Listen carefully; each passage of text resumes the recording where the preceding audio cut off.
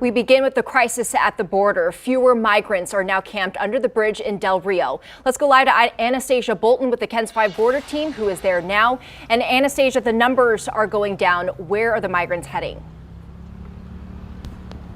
Well, first of all, the current number as of this afternoon, according to the Del Rio mayor, is a little over 8,000. Of course, for perspective, to remind folks, that is significantly lower than the 14,000 people that the Border Patrol and the local and state authorities really started out with this afternoon.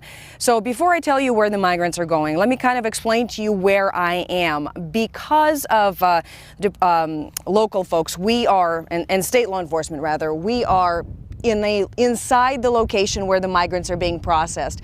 You probably can see some figures in the distance. That looks like federal law enforcement.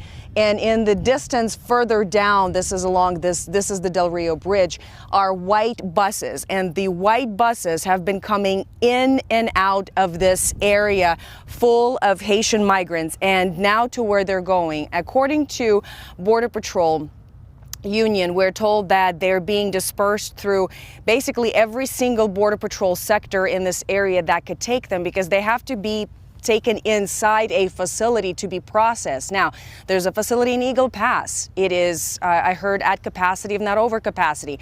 There are facilities in Laredo. There's facilities in RGV in the Rio Grande Valley. So the migrants are being taken to all of those locations so they can be processed, and then their fate essentially is being determined, whether they are being expelled from the country under Title 42, which is the CDC health order rule, or they are put on airplanes back to Haiti, or they get to stay. And Anastasia, for the migrants still there, can they leave on their own, or are they being forced to stay under the bridge? So according to the Border Patrol Union, we understand that folks who are under the bridge are not in custody. They can leave at any time. Now, they can only go back to Mexico, not into the United States. So we were at a place in a camp where you could see sort of behind the brush on the other side is the river and Mexico. And people are still sort of trickling back and forth as they were over the weekend. Not as much, though. The traffic back and forth has been pretty much shut down. But yes, they are not in custody, and they can leave to go back to Mexico at any time.